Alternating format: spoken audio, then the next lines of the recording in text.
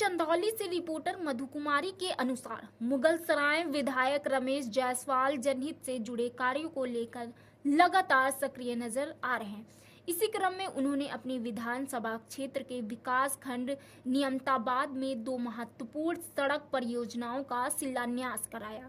लोक निर्माण विभाग द्वारा सरने से पीताम्बरपुर संपर्क मार्ग लागत करीब 76.86 लाख रुपए और सिरसी से सरने रामपुर संपर्क मार्ग लागत करीब 91.24 लाख रुपए का निर्माण कराया जा रहा, जिसका शिलान्यास विधायक ने खुद करने के बजाय स्थानीय जनता के हाथों कराया। इस पहल से क्षेत्रवासियों में खास उत्साह देखने को मिल रहा और लोगों ने इसे अपने सम्मान से जोड़कर सराहा।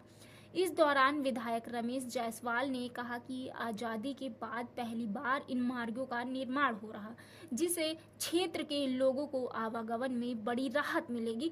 उन्होंने भरोसा दिलाया कि विकास कार्यों की गति को किसी भी हाल में रुकने नहीं दिया जाएगा और शासन स्तर पर पूरी ताकत के साथ क्षेत्र विकास के लिए कार्य किया जाएगा।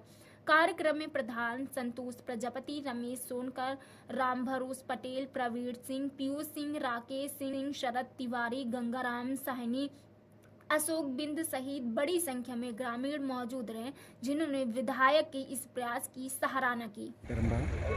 आज अपने विधानसभा के नियामताबाद गांव और सरने गांव में 2 सड़कों का शिलान्यास हम लोगों ने किया। जो नवनिर्माण योजना के अंतर्गत हमने इस काम को कराया था। ये सड़क देश को आज़ाद होने के बाद पहली बार बन रहा है। यहाँ के सम्मानित सभी प्रधानगण भी यहाँ उपस्थित हैं, सभी देवतुल्य यहाँ की जनता भी उपस्थित है, जिनके सानिध्य में, जिनके हाथों से सड़कों का शिलान्यास हम लोगों ने किया।